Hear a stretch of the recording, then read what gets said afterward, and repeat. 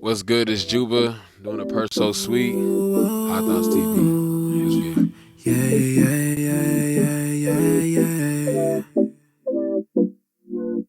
Jew. My name's Jew-Buh, Jew-Buh. From the northwest side of Houston. Um, Started making music like 3 years ago, and yeah, I'm about to have an album. Album about to drop this October. Jew-Buh means rich in spirit. So when my parents named me, they're like, if anything, if I don't become, a successful millionaire, whatever, that my soul is gonna be rich. And that's why I was like, man, it's the perfect name to use for like my music. You know what I'm saying? And that's what my music is about. You know what I'm saying? Like it's soul music.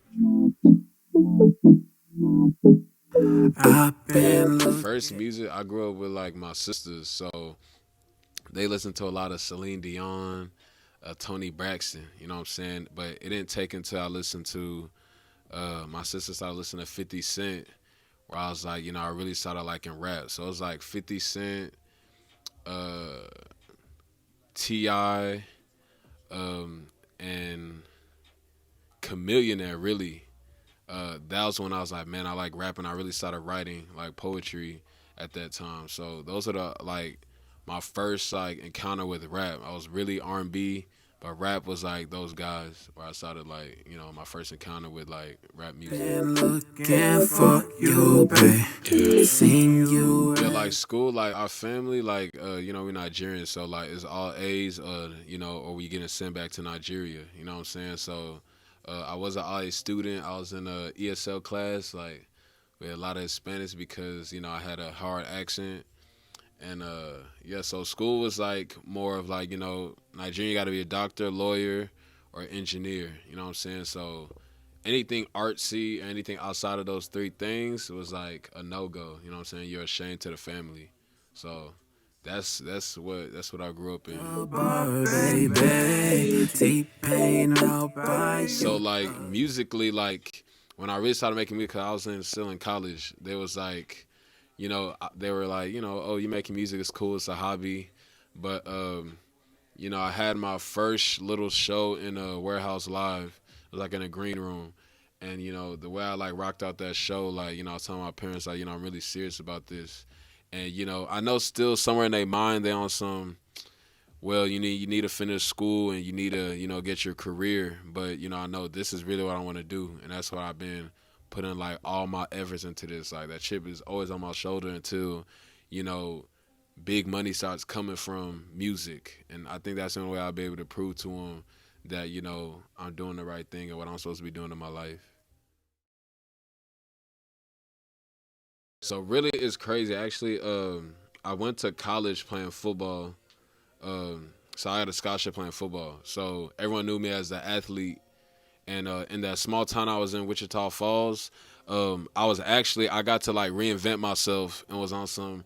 Now I'm an artist. I got on the radio there. Like people know me like, oh, Jew-Buh. I go to the mall. It's like, oh, what's up, Jew-Buh? Like I was actually like, they looked at me as like, wow, like this dude's really an artist. So on social media, I was just everyone's faces on some like, oh, you make music, like, oh, you really doing it like big out there, like, bro, what? Like you make music, like you're not playing football, like. So when I came back home, like, and even right now, it's always I had that shit like, nah, yo, I'm an artist. I'm not. I don't catch footballs no more. I don't lift weights. Like I don't. I'm an artist. You know what I'm saying? So it's really like the confidence I got in that city because they're not knowing me from like Adam, like that really built my confidence, and like I just brought it here. So just trying to get more, known around this area because this is my hometown. So that's what I've been able to do. Tell me if you're loving me. Man, the first song I dropped, you talking about like Apple Music drop or like SoundCloud, whatever. Well, like SoundCloud, the first song I did was it was on a Drug Dealers Anonymous instrumental, and that's a song that made me be like, all right, Jay-Z's the GOAT, right? So that song I made a freestyle, and it was basically right after uh Alton died, like Alton Sterling.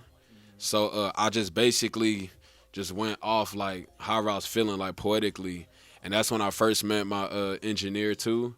all at that time, and that was like the best. Like I got like I think that was like 53K on it because I like did hashtags when Colin Kaepernick was kneeling and people listened to that song. So that was my first song that I like put out. But my first official release was a song called High, and at the time, this 2017, I didn't smoke at all. Like I still don't smoke, but me making a song called High and talking about getting high, everybody's like, bro, like, you don't even smoke. Like, you being fake already. Like, I'm not listening to you. But, like, if you listen to the song, it's, like, metaphorically speaking, as in, like, I want to be high with you. Like, the girl that I used to date, like, she loved smoking, and that's what made her feel peace and made her feel calm. And I was like, I wanted to be her high, basically. So that's what the song was called, and that was my first song. So it shook people. Like, they were just like, nah. But when it came out on the album and you listen to the album, and that album was called Rich in Spirit, like, it fit perfect. I was like, man, people today is like, bro, that's your best song. But when it first came out, bro, it was like so much hate on it. So that was my first experience with like my first release. And now I just kind of, I don't drop music like all the time because like I'm conceptual. So I make sure like it has like a good, story, and I have, enough money and everything to really push it when it does come out. So that's how I make music now from back then, where it's just I kind of like I'm scared and I drop and I'm just like hiding, waiting for I response. know you feeling me, baby. Seen you see me. What is your So name? HindSight 2020, that I've been making this project since last year, like January. So the project is basically like, as people, as creatives, and as people going through that transition in life, like we always kind of live in hindsight, as in like, man, bro, if I had that, if I knew what it would have been, I would have used that 1,000 and bought this so I could start my business. Or like, bro, I would have, instead of going to school, bro, I would have not went to school and did. They always say after, you know what I'm saying? Like we always live in hindsight. So the album is basically like me going through living in hindsight, and at the same time, like, no, fucking, let me just go ahead and do it now. So at least I could look back on it and be like, I did it. At least I tried. You see what I'm saying? So that's what the album's about. I've been making it since January. The main idea with the project, or like the concept, came from like me. I basically got like in a near fatal accident. I had like 3 songs that was supposed to be on HindSight 2020, and basically I was driving with like my girl and her sister, and like this is New Year's Eve. Like a horse crosses the road, and like, I'm the designated driver. You know what I'm saying? They was drinking, I'm chilling, and a horse comes and we hit the horse, and like cars totaled. My face covered with glass, blood, like, you know what I'm saying? And, like, I'm screaming, hoping they could wake up, and they did wake up because, they was drunk. And then I just, like, knock out, you know what I'm saying? And it's, like, I really feel like I died that night, you know what I'm saying? And the fact that I made it through from that, I was like, man, I'm supposed to be doing music. And I had so much music on my phone. So if I was the type of person who was, like, always, there's people who are creatives and people who do things and kind of just keep it within themselves and never get to see the results of it because they're like, scared. So I don't want to live in hindsight. I want to actually do the things and then see the results about it. So that's what the project's called. It's coming out October 16th, my birthday. And I'm just getting ready for it, man. I'm excited. I've been holding on to this for like a year and a half, just trying to make sure it's perfect. I have 20 tracks on there. It's a storyline. It's not just a bunch of tracks jumped on a project. From intro to outro, all the songs like transition within each other, and it's just a perfect, it's a perfect art, perfect music, like crossover hip hop, R&B, and I think it's just for the people, like motivation, and anyone who's going through like feeling like stagnancy in their life, you know what I'm saying? So that's what that project's about. Yes. So really, 2020's been really, when it came to shows, the last show I did was like December 30th, and it was a living room social, hosted by Tay Powers and Key Jacobs. They really kind of helped put me on, as in with shows in Houston. That was my last show, and it was like a big turnout.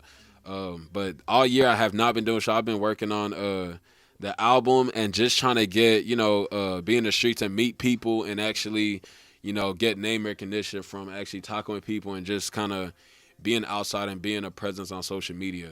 I was never the type to try to do like the Instagram lives because like don't want to do lives with 3 4 people. Like my listener fan base is either working a ass off or you know what I'm saying they got other obligations. So everyone's just not on social media all day. You see what I'm saying? So I didn't feel like it was like a key thing to do when it came to this year. It was more like putting out content and putting out like good videos, which I did this year. I focused on videos more. So that's what shows. But I can't wait to get back into rocking shows because that's like the best part. It could be 15 people. I did a show with um, 300 people, and I did a show where literally 7 people was there. And like the goal is to just get those 7 people to rock with you, and then hopefully those 7 people could tell they friends about you. So that's how I look at shows. It's not really more of the I need a big old crowd and I need to jump in the crowd. Like no, my music's intimate and it's relatable. So I just need people to listen and relate. That's all. It's Jew. I am the best. I won't lie to you.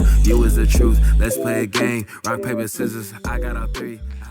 L's, I want to say first and foremost, I don't know. I want to call out these people who do artwork covers are like the biggest scammers like ever. Like these people will like steal your money. Like you'll do any type of promotion and these people be underneath your comments saying I'll do artwork. I probably got burned last year. I want to say probably like 1,500 off of just artwork and just lying. You know what I'm saying? So a lot of artists get scammed because I gotta do this. They always say, "Oh, you gotta invest in your career." But there's a lot of people who are just scamming the hell out of artists, and because they're like, "Man, someone told me I gotta push forward and do it," so they put their little 20, little 30, $50 they got that could have been groceries or gas in their tank, whatever, and they invest and they get burned. Like, you know what I'm saying? So a lot of things I learned, the first and foremost, is that I don't do no Cash App transactions unless I know you. Everything's PayPal, Venmo. If something goes down, I can get my money back and you be fried. You know what I'm saying? Cash App is not it. You know what I'm saying? But that's the one thing I learned as an artist, like, scamming and people trying to take advantage of you. And also I learned really being confident in your work before you put it out, really. Because like that, if you're not confident, you either don't put it out, or when you do put it out and you're not confident, you're so like you get emotionally like disturbed with people rocking with it or not rocking with it. You start looking at, oh, my friend ain't post my song, or is it trash, or I'm not good enough, it's not good, and you get in a whole just another part. Then you become stagnant again because you're worried about what people think. So big thing is like confidence in your work. You know what I'm saying? And like, because music is an art, people are gonna judge. So you have to be ready for people to judge good or bad. You know what I'm saying? So that's a big thing. That's what I learned with doing music for the past 3-4 years now. Let's paint a picture bigger than all of your exes. I know it's better. My music is just like, I would say current. And when I say current, I'm talking as like how we feel right now. So when it comes to love, making money, the relationship you have with your friends right now, like, and actually growing up, like, that's the music I make. You know what I'm saying? Like, I'm not a millionaire. Like, I want to be one. I'm not a millionaire. I'm not a trapper. Like, I'm just me. Like, I grew up in the suburbs. You see what I'm saying? I went to college, didn't know what I want to do with my degree. Don't know if I want to finish college. I still ain't finished college. Like, you know what I'm saying? Like, at this point in time, I'm saving money with my people still. I don't got my own apartment. I'm not goals. Just real, you know what I'm saying? Like, because, like, whenever you're not and you're trying to act, now you have to act a certain way or be that way to convince yourself you're that. And you hear it in the music. And then how many people are doing that you know? A lot. So now you don't stand out and now you're not, unique. So my music is just, I think it's just unique. And yeah, so, and I would like, my influences was like, Wale, Drake, Bryson Tiller, and Meek Mill. Like, just crossover. Those are the people who I like really listen to and kind of like shape me, molded me. And that's the type of the music I make, man. Like crossover R&B and like just just real rap about real life. I don't want your number unless you are mine. Sade, let's chill and Yeah, the vibe. first song I tell people to listen to is a song called 9 to 5. So 9 to 5 is about a song of like, everyone works, what I'm saying, whatever it is, whether you in the trap or you clocking in, you working. But while you working, whatever you working at, you still have your own personal dream that you're chasing. So don't get caught into your employer's dream as in, oh, we trying to open up another store, we trying to do this. Like, don't get caught into them. Like, work, and like while you're working, you know what I'm saying, put time for yourself, your 8 hours into your craft, you know what I'm saying? Like whenever you choose to do it, do it. You know what I'm saying? Like, so that song's called 9 to 5. That's like one of my favorite songs. It's an inspirational song on the radio. And it's basically saying chase your dream because you still have time to do it. So after work, you clock out instead of going home, going to eat, be with your girl, go to sleep and do it again. No, make out time for your own craft and like get it done. And by then, you'll be able to fund your dream and then, leave your 9 to 5 eventually. And that could be to another 9 to 5 or whatever, but it's just like, don't get stuck into like the rabbit hole of just working, coming back home, paying bills and eating. Like, life is more than that. So that's the first song I tell people to listen to usually. It's called 9 to 5. It's on my first album, Rich in Spirit. All day, thinking of you like I'm Frank. Dive in that ocean and drown, baby. From my perspective, bro, I was an African booty scratcher for a long time, right? Growing up. So my own fellow black people weren't really rocking with me, and it took a long time until I started playing sports, right? And even then, I always told them, like, at the end of the day, like, we are the same. Like, we're African American. I don't like using black. We African American. See what I'm saying? So it's just terrible how, like, still we have to go through these things every day. But, I just think right now, for the first time, I think 2020 and a pandemic has put us into like where, we actually call each other brothers and actually, treating each other like brothers. Because what it is with the black community, I think we always it's like we racing against each other to be who's the guy. You see what I'm saying? And it gets to the point to where like my fellow brother's doing his thing in his own realm. It's like I'm dry hating on him while he's doing that thing instead of uplifting him. We do that a lot, like within our community. You see what I'm saying? So that goes from ranging from, you want to take somebody's girl, you want to do this, I do this, I'm the best at this, I need to erase anyone who's competition. Like, we could all eat, but we're always like, no, I want to be the main source. We always like that, where it's like, that brings like, tension within our own community, first and foremost. So I think this year has brought, really togetherness. And like, if we could really just all go vote and actually change like how we think, we would be a better society. But as of cops and everything, man, it's always really like, I don't really rock with, cops and all that stuff, because they say it's, good cops, bad cops, but really it's just a system.